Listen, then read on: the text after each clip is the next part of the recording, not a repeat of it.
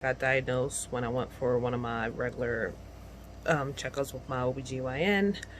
And I had to get an ultrasound, and that's when they discovered that I have multiple fibroids. The lady, the tech who did the ultrasound, she did start to count, but she said it was like way too many for her to count. And she said as long as they're not giving me problems, I didn't have to get them removed.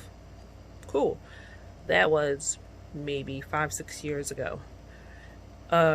Recently, probably in the past 2 years, I've been having problems with my period. Either it would last really long, and when it does, it was always really heavy. I would be passing blood clots. I would pass so much blood that this feels like I'm gonna pass out. Sorry if this is like so much TMI, but this is what happens. This is a part of the fibroids. So I did go back to my doctor in Philly and asked them, am I okay with keeping these fibroids where they are? At that moment, I didn't know that this was a flare-up of having fibroids on your uterus. So I just thought, maybe because I'm anemic, I just have low iron, I just need to take some iron pills, and that will just level everything out. Okay, nothing happened. I am on birth control. I do have the IUD, and this is how they discovered the fibroids. Backtrack. This is how they discovered the fibroids, because after I had my daughter, I got the IUD, and then 5 years later, I was trying to get it taken out to get a new one in, and it was stuck. That's how I had to get the ultrasound, and that's when they noticed that there were a bunch of fibroids on my uterus. And usually a IUD helps with fibroids. I guess they help shrink it, or they make them not grow anymore, or make more not grow, I guess. So that was that was 6 years ago. And now fast forward to now, trying to go to the doctors regularly like I'm supposed to, because I really am not the type of person who go to the doctors unless something's wrong. So I figured I'll go to the doctors, get everything checked out, just because, I haven't had a checkup in a while. And that's when my new doctor sent me for another ultrasound, just so they can see exactly where the fibroids are, if they need to be removed, and how big they are, or if, they can do other things to just keep them or try to shrink them. I got my ultrasound, I think December of 2019, and test results came back, and it said that my uterus was enlarged, and there are multiple fibroids on the uterus and in their uterus. So, but then Corona happened, so I never actually went back to the doctor to talk to the doctor about the results. I just Googled and WebMD'd a whole bunch of stuff just to see what all of the medical terminology meant. But I knew in the back of my mind I was eventually going to have to get these things removed, because my periods were lasting way too long. They were so heavy. I feel like I was about to pass out. I spend more time buying tampons and maxi pads than anything else. It will be on for like 2, maybe 3 weeks, and then it'll go off for 2 days, and then it'll be back on again, just like it was just a regular old period. So I had a conversation with my doctor about a week ago about the test results, and we've come to the decision that it will be best and healthy for me to have a hysterectomy. And at first I was just like, I don't want to have surgery. I never had surgery a day in my life, and it's kind of on the scary side, because one of the things about having a hysterectomy is, they take your uterus out, or so, yay, you won't get any more periods, but I won't be able to have any more children. I do have a daughter, one daughter. She's 8 years old. I can't believe I forgot her age. She's 8 years old, and it never crossed my mind that I do want to have any more children. I'm 36 years old. I probably don't want to have any more children. I'm probably medically won't be able to have any more children, even if I would have kept the fibroids and not get a hysterectomy. But I'm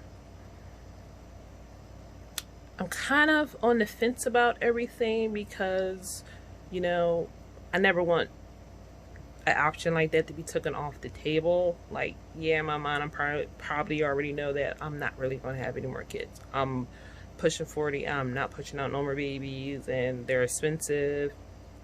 I just know the smart thing to do is not to have any more children, even if this was an option. But to have that taken off the table, to have not one doctor, but 3 doctors tell you, not even tell you, ask you, are you sure you're finished having children? Because the hysterectomy is your best option, because, you know, eventually it's going to get worse. And if you keep passing as much blood as you're passing during your periods, you're going to have a blood transfusion, and it could just prolong and get worse and worse the longer I just hold off on it. And it took me, I don't know, I just had to think about it. I did make a decision that day in the doctor's office that, you know what, yes, it's between my health and trying to maybe have this potential kid, or just not have that option taken away from me to not have any more children. I just said, yes, this is the best case, this is the best scenario for me. And I have to worry about my health, I have to worry about my daughter, I have to worry about my family, and, you know, this is my health I'm talking about. And I usually don't worry about my health for the most part, because I'm always worried about everybody else's health and well-being, and I always put my health and feeling stuff to the back burner, which I definitely need to stop doing, because this is really serious, and, you know, the complications and everything could get worse. But I've decided to have a hysterectomy. It was the best course to do, and it was best for me. I know my doctor is really concerned that one of the fibroids are as big as a baseball, and that's the one that's sitting right on my uterus. Basically, it's fighting with my bladder for, you know, space. So this is probably why I've been going to the bathroom all the time. It feels like I have to pee all the time, and I don't. It's just the fibroids just sitting there because it's more dominant than my than my pee, I guess. It is just, I don't know. I talked to my mom about it because she actually had to have a hysterectomy as well. So it does run in my family, and from what the doctors told me and from what I've researched, that it is very common for African American women to have hysterectomies, to also have thyroids. And there are, you know, many options to control it, to get rid of it. But the only option for me is to have a hysterectomy, which sucks. But I have to think of the upside of this, because I'll be feeling much better, I'll be much healthier, I'll probably feel 100, like a whole new person. I did reach out and, you know, tell my family, so everybody knows, everybody's very supportive. I most recently just told my daughter, because at first I wasn't going to tell her till closer to the surgery, but myself and my boyfriend thought it would be best to tell her sooner rather than later, so if she has any questions, or if she gets scared, or I don't know, if she's just worried about things that she doesn't really need to worry about, we can talk with her now, have a conversation with her now, and, you know, let her know and let her be a part of the planning process and the taking care of mom process, because when I come home I won't be able to do anything. So she's okay with it. You know, she has her questions, you know, every once in a while, like a kid, like, who's going to pick you up from the hospital? Can I call you? Can I come down there? So she's being a typical kid worried about her mom. But, you know, I reassured her that there's nothing that she needs to worry about, that, you know, mommy's a trooper, mommy's a superhero. So we're going to get through this one day at a time. Grandma did it, and she is fine and going on about her life, so no need to worry about mom. But this is the hand that I'm dealt, and I'm going to deal with it one day at a time. I do go, I believe on Thursday, I go for my post-op, my pre-op, just so I know what to expect, what time I have to be at the hospital, and stuff that I need to do beforehand, maybe stuff that I need to get, that I need to have home. Offhand, I do know that it's going to be a C-section cut, because my uterus is like 7 centimeters big. So it's, from everybody keeps saying, all 3 doctors I talked to, yes, I have a huge uterus. Wow, thanks. huge uterus that they're about to take out. So they have to take it out through a C-section incision, which means I'll be in the hospital probably like 1 or 2 days, if that, and I'll be home for 6 weeks, which that's the awesome side. That is the upside of this, that I'll be home for 6 weeks, no work, no housework, no lifting. I'm just resting for 6 weeks, which hopefully that I can do, because I'm always doing something even if I really don't want to do it. But the whole part of not going to work for 6 weeks sounds amazing, and get paid for it. But I know my mom supposedly is coming down, and I have my daughter here who's going to help me out, and I'm looking for little things to do while I'm home for 6 whole weeks. Yeah, trying to bulk up on what to watch on Netflix, and try not to watch too much Netflix, because I know I'll be home, I won't be able to drive. I hear car rides are hell, so I probably won't be getting in the car going anywhere anyway, because with Corona everything is basically closed. So doing a lot of online shopping, yay for me. But I have to look at the upside of this, because if I break down, my daughter's probably going to break down, and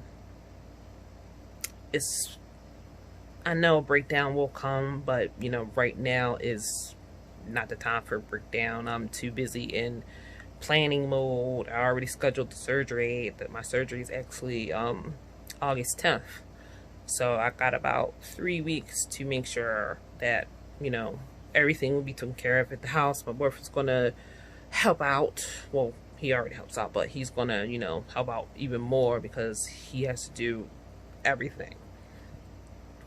Make sure we have food in the house, make sure private laundry's done, just trying to make sure everything that can possibly need to be done is done. So make recovery smooth, make him taking care of me smooth. When my mom comes, make sure it's smooth for her to just jump right on in and help take care of me.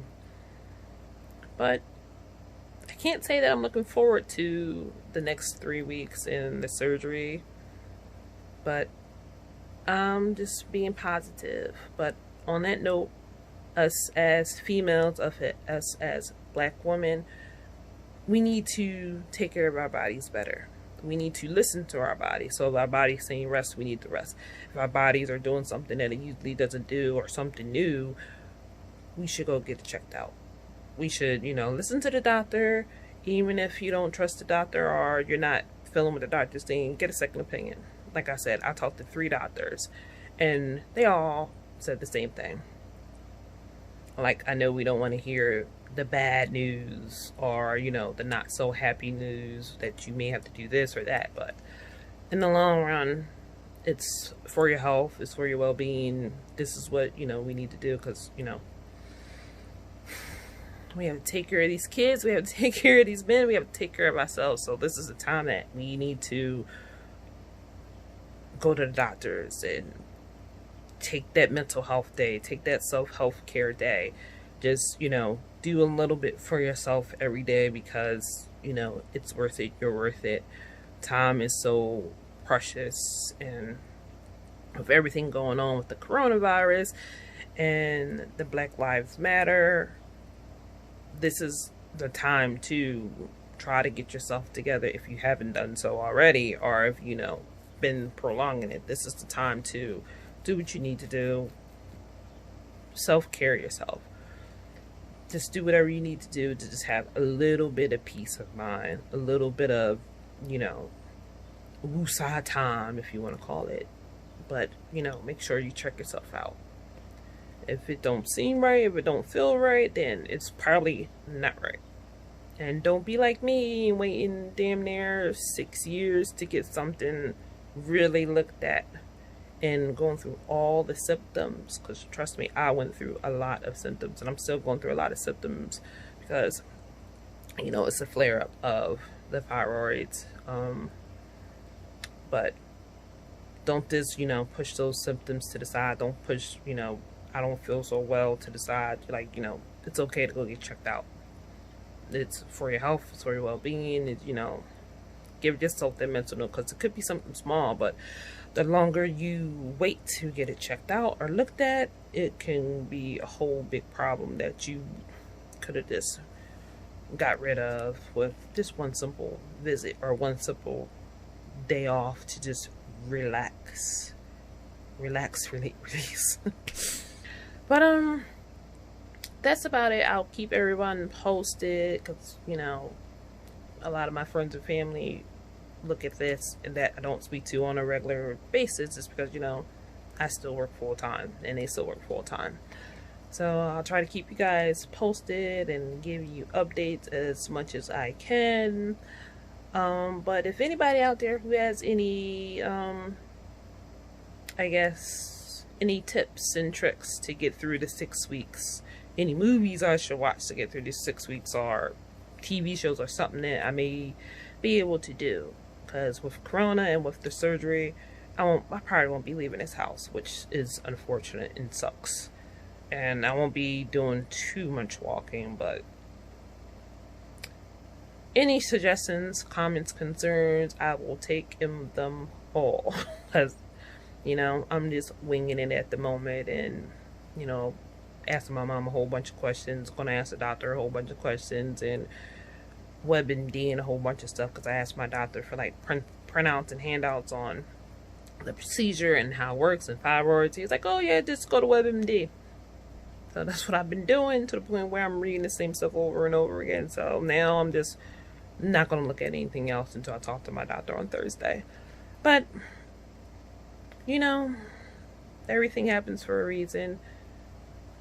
I'm glad I am able to just say what I need to say. And I don't know if people are listening, but just to have it out and open without someone interrupting, without someone telling me what to do or what to say or how to feel or how do you feel. My emotions are coming slowly, but you know, it probably won't really hit me till like the day before or the day of. But I am doing fine. Arby's doing fine. Everybody in the family is doing fine. The kids are doing fine. Well, that's it. I wish everybody much love and great health, and just take care of yourself.